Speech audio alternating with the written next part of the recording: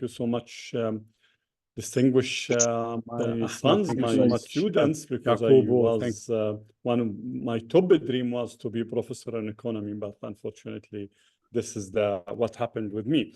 Anyhow, thank you so much, of course, for convening this Zoom meeting again, Ahmed, Jacobo, and all of you, of course. This is I think, the third or the fourth. I'm not pretty sure how many meetings, because I already conducted tens of Zoom meetings and invited to tens of Zoom meetings. But again, yes, you already sent me 5 questions, but to be very frank, this need each one of those questions need 1 hour to reply to, at least to make sure that I explain myself well. But and I would like to stress to thanks both of you, Ahmed and Jacobo, when you mentioned the main issue, which is related to the religion issue and to the historical background. But let me, at the very beginning, start by the historical background. Our story, if you wanted to take it, our tragedy, if you want to take it only the 106 years ago, when the United Kingdom issued the notorious, the ominous Balfour Declaration. In this declaration, it was in November 2nd, 1917. In this declaration, when the United Kingdom have no footprint even in the historical land of Palestine, it promised, gifted the land of Palestine to the European Jewish. This is part of the history. But if you want to go again 3,000 years ago in the history, and to go to the Genesis itself, to the to the Torah, to the first ever chapter on the Torah, to the first ever book, Genesis, we are there as a Palestinian also. When our father Abram, before he became converted to the name Abraham, and Sarai, before she converted, or the God converted her name to Sarah, we are there. Before Abraham lifted, or the Chaldeans, which is Iraq today, to come with his father and his and Lut, of course, to come to Canaan. Canaan was there, Canaan, Palestine. So that if there is an indigenous people to this particular land, Palestine, we are the Palestinian, is the exact indigenous people, and this is proven in the Torah itself. This is part of the history. But again, we can go, I can tell a lot when it came to the Torah, because it's not here in my office, it's in the other place, because I used to read in the Torah to know more about what happened many thousand years ago. But let us go, again, this is again another battle that we are ready as a Palestinian to discuss and to say and to give our testimony, and take this testimony from the Torah itself. But let us go to the recent history. 106 years ago, November 2nd, 1917, when the United Kingdom issued a notorious declaration called Balfour Declaration. In this declaration, and according to Ilan Dabi, and when I say Ilan Dabi and some issues, I would like you to write these names. Ilan Dabi, a historian, Jewish historian, Israeli. Ilan Dabi, please write his name. So that according to Ilan Dabi, this declaration was gifted, or was given to the European Jewish at that time, for 2 main purposes. That on top of that, of course, is to get rid of the Jewish from Europe. And you all know, and I encourage you all to dig a bit, not too much, dig a bit, because all the information is there, about the history, or the hateness, the notorious phenomena of hateness, the Jewish, which is, or founded and still in Europe till today. So that by this notorious declaration, the European, or the United Kingdom, gifted our homeland to the foreigner, to the Jewish, to the European Jewish. And since that time, but it's very important to say that part of our society is the Jewish, the Palestinian Jewish themselves. 5% of our society was consisted of Jewish, 15% was consisted of Christian, and the other remain part of Muslim, of course. So that at that time, and after the United Kingdom assumed the mandatory power after the World War I assumed the mandatory power over the land of Palestine. And of course, you know how much the Jewish at that time, long time ago, of course, the Jewish was suffering in Europe. So that one of the way out for their suffering is to leave Europe. Part of the majority of them, of course, left to the United States of America until the United States of America blocked its border before them and during the World War II, of course, and this is very important information. And many others of them was left to the South America, and North America, Canada, America itself, and so on and so forth. So that, but part of them, the Zionist movement itself was supported by many colonial countries at that time. And when I say colonial country, you need to remember your history, because whom is supporting Israel today is your colonizer in the 70, 80 years ago, 100 years ago. So that they supported them and encouraged them to come and to settle in Palestine. When they start coming to Palestine after the World War I, they used to become a Palestinian nationality. And this is very important because all of the evidence is there. Just who gonna search a bit to make sure that this is the reality.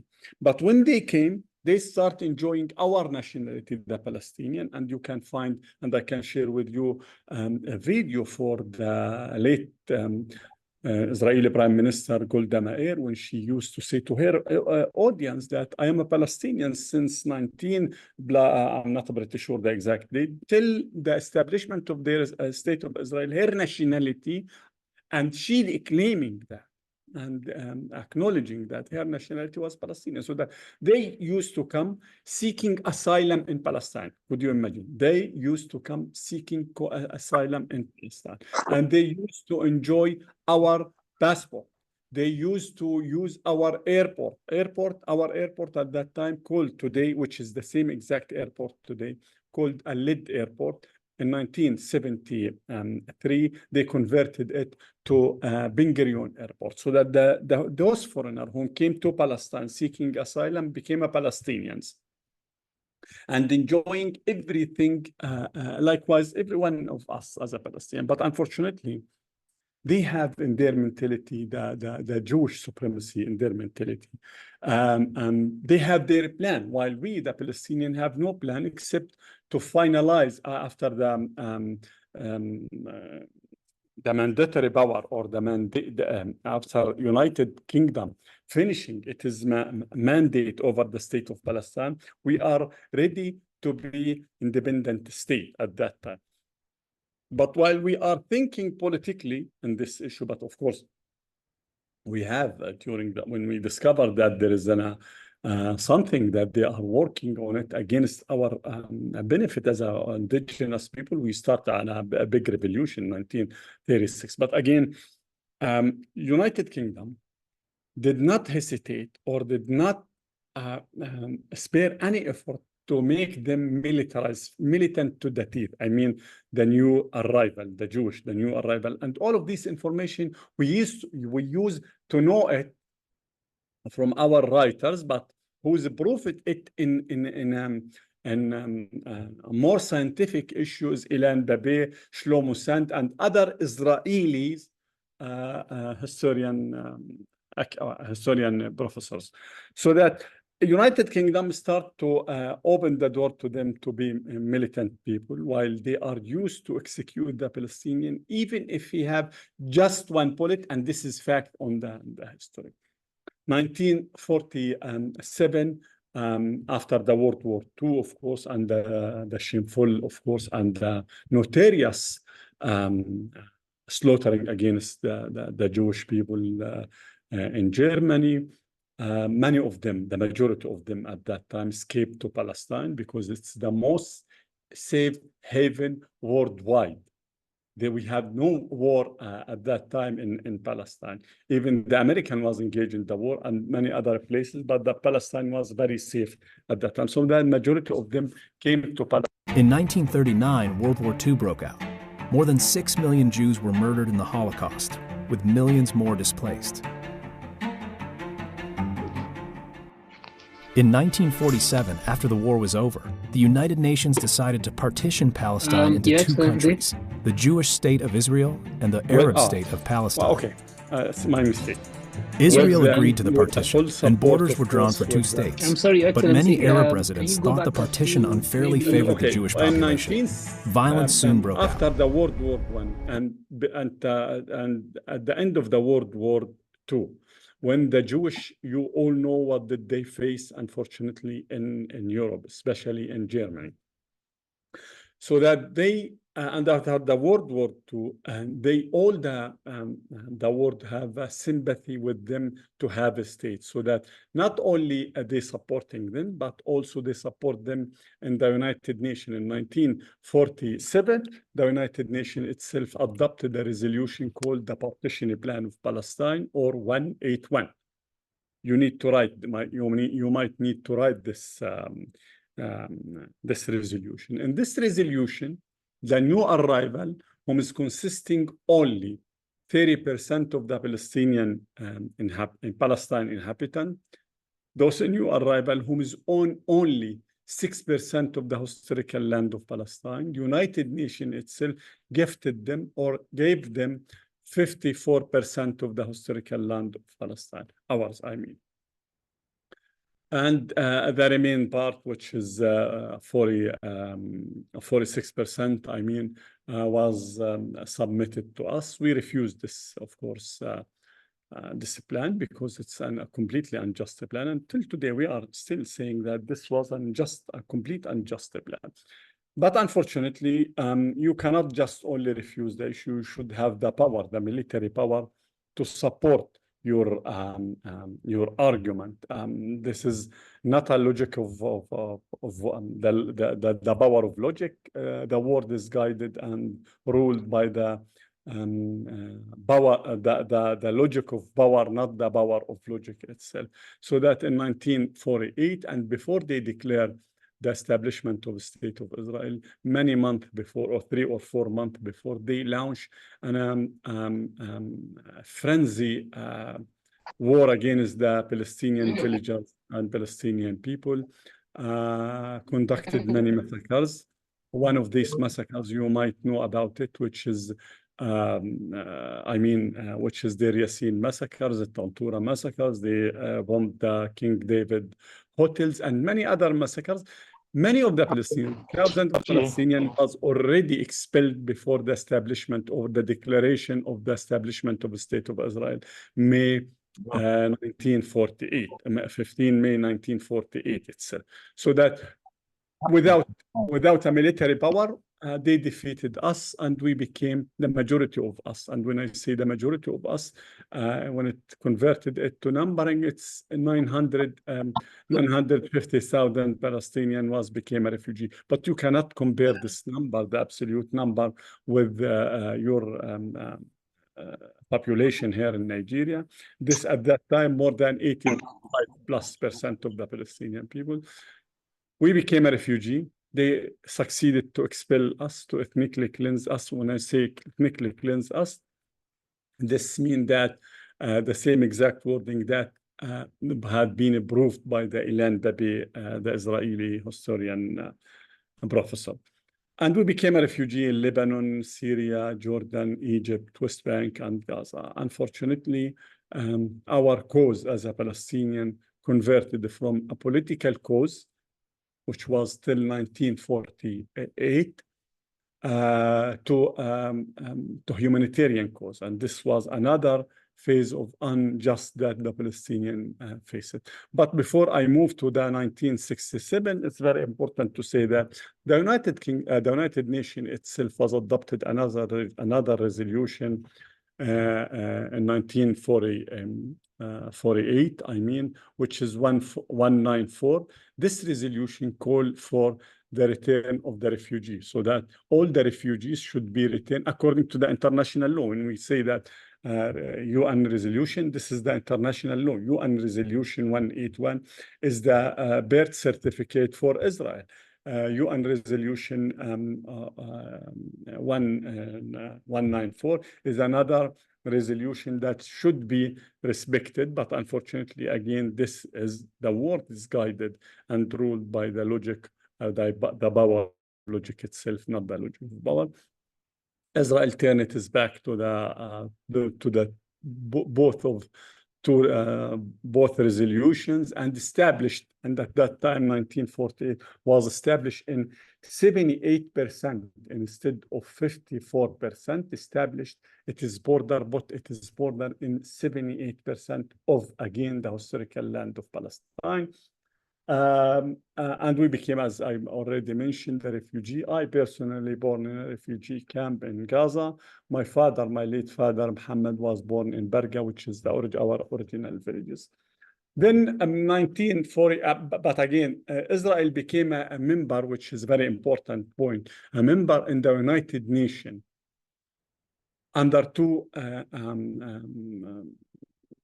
conditions. The first one is to accept the full implementation of the resolution 181, and the second condition is to accept the full implementation of the resolution 194. But after and there is an official letter from Israel that after they will become a member of the United Nations, they will apply those, or will accept the applicability of those resolutions. But again, after they became a member of the United Nations, they turned their back to those two resolutions. So that legally speaking, Israel should not be, legally speaking, again, but again, this is out of the legal issue, of course. Legally speaking, since there is a condition to its membership, Israel should not be a member state of the United Nations. But anyhow, again, logic of power, of course.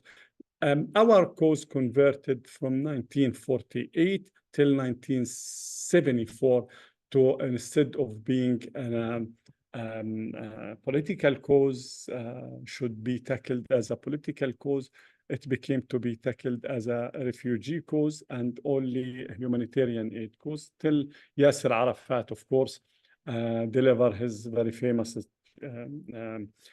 speech in the United Nations General Assembly in 1974. And before that, of course, in 1964, the Palestinians established the PLO, the Palestinian Liberation Organization, to, of course, to reorganize ourselves, to start our revolution, to, to collect all of our effort, diplomatic and political effort, and military effort, of course, to put an end to this unjust situation that we found ourselves in. This continued till, but unfortunately, again, we did not succeed to do anything. In 1967, Israel occupied the remaining part of the historical land of Palestine, which is, we call it today, the 1967 border, or June 6 border, that we are seeking to build our state on this, within these borders.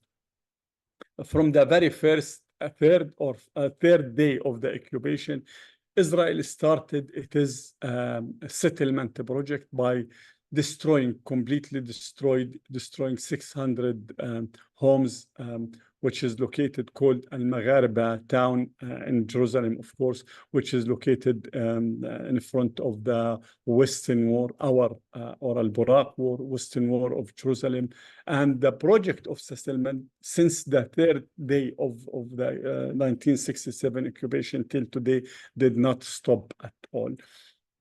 Israel also, we've launched the first Intifada in 1987, and you might need to read about the first Intifada, because I was in your age at that time in the first Intifada. Then the second Intifada, but before the second Intifada, of course, the PLO, the legitimate and sole representative of the Palestinian people, accept and agreed to acknowledge the right of State of Israel, to acknowledge the State of Israel, and the State of Israel at that time, represented by its Prime Minister Ishaq Rabin, was acknowledged the PLO as the sole and representative sole and legitimate representative of the Palestinian people. And we sit together in 1993 to the negotiation table to establish, aiming to end this atrocity, aiming to end this unjust situation that we, the Palestinians, found ourselves on it. Of course, we did not succeed as a Palestinian for many reasons. On top of that, of course, after less than 1.5 years of signing the Oslo Accord, the Israeli fanatic, Messianic, maniacs, people at that time, whom is part of them is currently leading, sitting in the Israeli cabinet itself, Ben Gvir, Smotrich, and of course, on top of them, is Benjamin Netanyahu, succeeded to assassinate Ishaq Rabin on the hand of Yigal Amir. He assassinated Ishaq Rabin. So that this was the first and the very big nail in the peace process coffin. And unfortunately, we did not succeed to put an end the international community, because by the end of the day, this should be with partnership of with the international community. The international community completely failed to push Israel to put an end to its settlement project, to put an end to the demolition of the Palestinian homes, to put an end to the dehumiliating the Palestinians, and all of to the very end list of the Israeli acts against the Palestinian people, till we found ourselves, if you want, but this is just to summarize, till we found ourselves in the second intifada in 2000.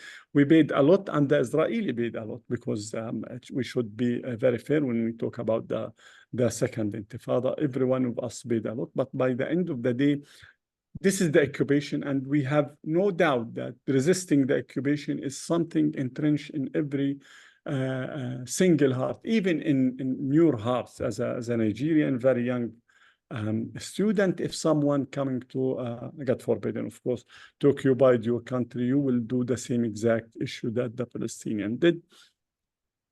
Then they succeeded to assassinate in 2004. They succeeded to kill Yasser Arafat by poisoning him.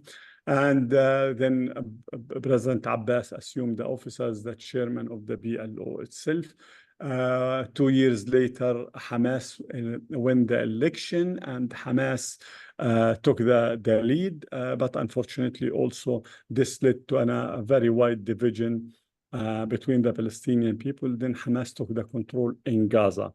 But this did not mean that the Palestinian Authority or the PLO itself is not still there in Gaza.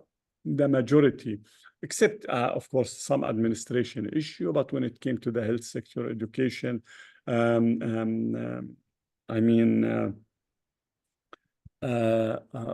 passport, issuing passport, IDs, and all of this stuff, it is our responsibility as the Palestinian Liberation Organization.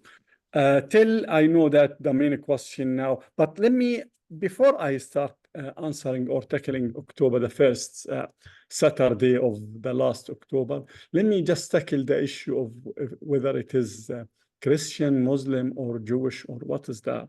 Because this is very important and most important issue.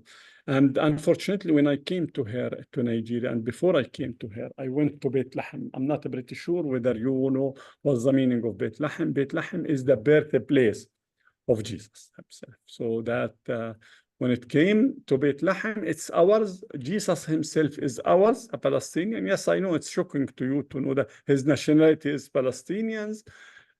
He born in Palestine. The first ever a group around Jesus himself, whom is assisting him, whom is delivering his message, is a pure Palestinian, and their descendant till today is living in Palestine as a Palestinian Christian, but for some of them, of course, converted to the Islam itself. But again, we are there as a Palestinian Christian. But this struggle is not for the Palestinian Muslim alone. Let me just, and I want you to write this name, George Habash. George Habash is a Christian Palestinian, launched the most tough military resistance against the Palestinian against the Israeli occupation. Many of our murderers, if not of tens of them, is a Christian people, and they have the full respect from us.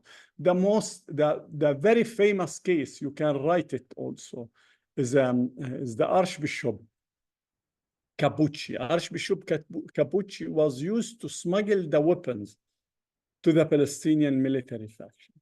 The godfather of the nationality in the Middle East, called Michel Aflaq. Michel Aflaq is a Christian man. The spokesperson of Yasser Arafat and the current president, Nabila Bourdaini, is a Christian.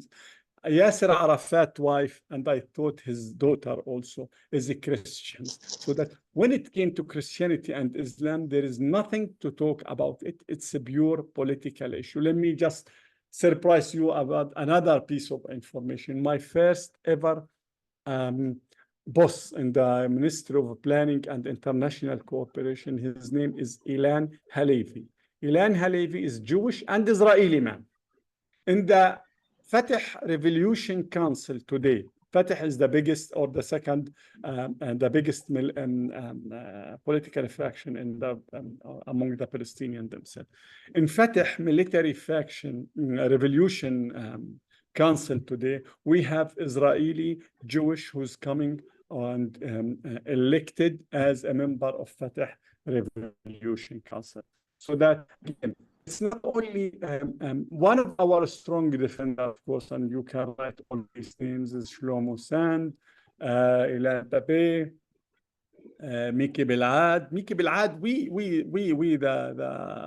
are the Palestinian, is pushing very hard to make sure that Miki Bilad should become ambassador for the Palestinian state itself. So that, no, when it came to the religion, there is nothing to do with the religion. And I did not accept, since I came and assumed my office here, for anyone to tell me this is a pure religion and we want to make sure that this is for X or Y of the religion. No, no, no, no. I want to assure you, this is a pure just cause. This is a pure political cause. We, the Christian, Palestinian, I mean, we, the Jewish, and even we have a Palestinian Jewish. I'm not pretty sure we have our Bible, we have our Torah. We, the Palestinian, have our Torah, very special Torah. All of this information, I can share it with you, the videos, of course. And many of the Jewish, Orthodox Jewish, is not only supporting us, they are raising our flag and refusing the establishment of the state of Israel itself.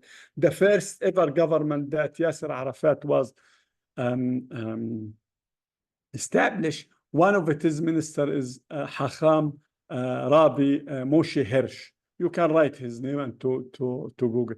Moshe Hirsch was a Jewish religion, I mean a Jewish Hacham, a Jewish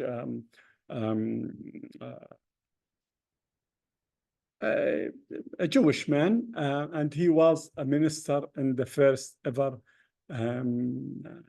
government that we established after the establishment of Palestinian Authority. So that this is very important, and I want you to make sure that all the time not to allow anyone to say that this is a pure issue between the Muslim and the Jewish, or we the Christian have nothing to do. No, no, no. You the Christian, the Palestinian Christian, I mean, have involved in a very heavy military resistance against the Israeli occupation, was and today, and they will continue to do, of course, resisting the Israel. By all means, of course, we in the Palestinian Liberation Organization, choose after we signed the Oslo Accord, choose the peace process as type, the diplomatic resistance as type of to have to resist the occupation. I'm gonna stop here. I know that you have a lot of questions, but indeed, this question, each one of it need very long time to tackle it, and it might need to be in written. It's better, might be. Regarding the BLO, which is, I already mentioned, we established it in 1965. The BLO, again, it is a recognition as the sole and legitimate representative of the Palestinian people in 1974. Israel signed Oslo Accord with the chairman of the PLO, Yasser Arafat, in 1993, as a legitimate, and so Israel also, or the government, the previous government of Israel, is recognizing the PLO as a sole and legitimate representative of the Palestinian people. But when it came to the where is the PLO is working, it's not only in West Bank, in Gaza, and the diaspora. PLO is the body that gathering the whole entire Palestinian, or representing the whole entire Palestinian. Even when we came to Nigeria a long time ago, before declaring the state of Palestine in Algeria in 1987, we came here as an office of the PLO, so that our relation with Nigeria started as a representative of the PLO. Legal representative Palestine we have our challenges, internal political challenges, which is likewise any other society all over the world. They have, every society have its own challenges, political challenges, internal challenges, likewise economics, social, and all of these type of challenges. Yes, we have our challenges, and we will not be ashamed to say that. Yes, we have our challenges. We are, and that on top of these challenges is the division among the Palestinian people. We in the Palestinian Liberation Organization is working hard to make sure that everyone will be sit under this umbrella. We want also to have an election all over the occupied Palestinian territory to make sure that to renew our political system. But unfortunately, there is a lot of our other challenges that out of our hands, which you might know that Palestine is the cause that everyone want to have to put his hand in this cause, so that a lot of countries, very rich countries, is trying to do their ultimate best to make sure that our decision in their hand. This is the only issue that we did not and will continue to refuse it as a PLO. But again, these challenges is affecting us very negatively, and I hope that we will work, we will reach to put an end to these challenges very soon. On top of that, let me just repeat myself, and there is no harm to repeat myself, is the Palestinian division between Hamas and the PLO itself. It's something is, let me just be very frank, it's something is heavily and negatively affecting us.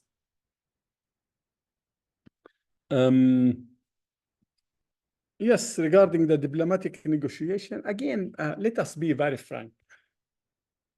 We should all the time to seek the peace by all the peaceful means and the diplomatic means, and we were very close to have a peace, really, in real peace in the Middle East. But unfortunately, again, if the international community did not support a real peace process, Israel will continue to treat Israel as the soul and as the grumpy and spoily teenager. This will not lead us to any issue. This will lead us to more atrocity. This will lead us to more radicalization on both sides, and this will lead us to the dead end circle.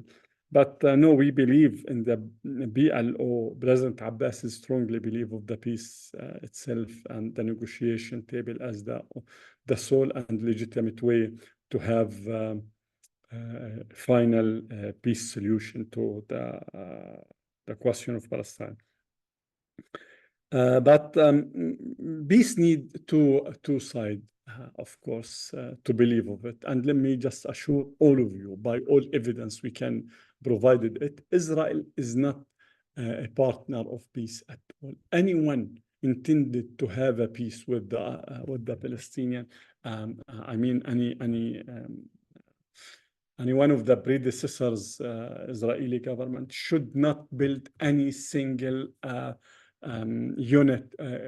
settlement unit in the occupied Palestinian land, because again, settlement and building a state of Palestine cannot be mixed at all. as long as they are building, supporting, and continuing expanding the settlement in the Palestinian territory, this means that they are not interested in to have a peace process at all. But the international community also can play a crucial role in this regard to put an end to this atrocity. And there is a lot of peaceful, legal, diplomatic tools that the international, economic tools, of course, the international community can use it to put an end. But unfortunately, again, seems that the international, I hope that what is happening right now is another wake-up call to the international community to come strong, united.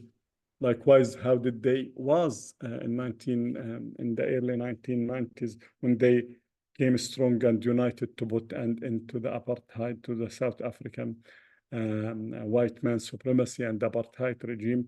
They can do something. Let me just go to also to every ideology of the plan. There is two set of people. I did not read all of your question because I'm very busy because I'm alone in the office. And the same.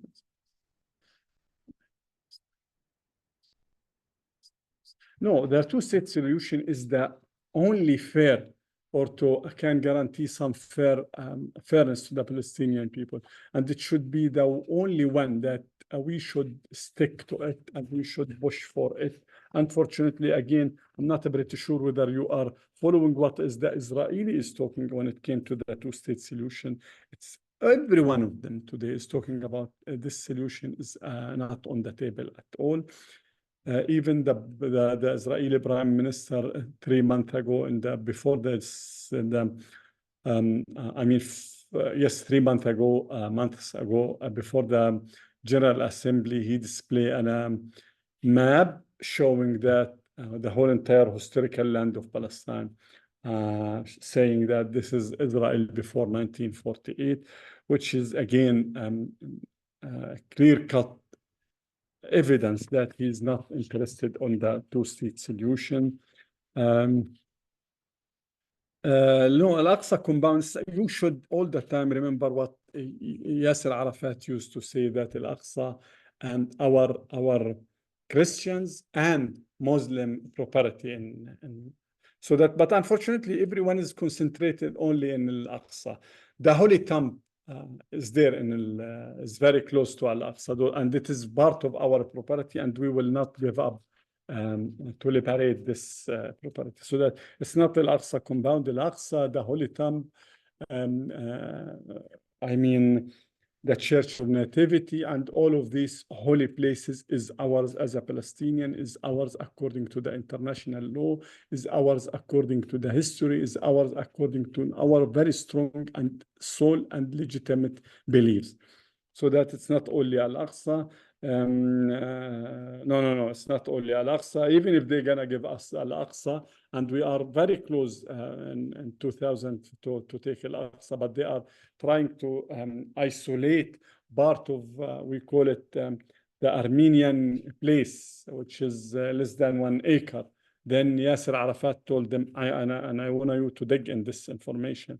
Then Yasser Arafat told them, I am Yasser Arafatian. You know that the Armenian is calling themselves, by the end of each name, you're going to find Yan, the wording or the one. So that Yasser Arafat told them, no, you cannot isolate this part. This is a Christian part, yes, but I'm Yasser Arafatian.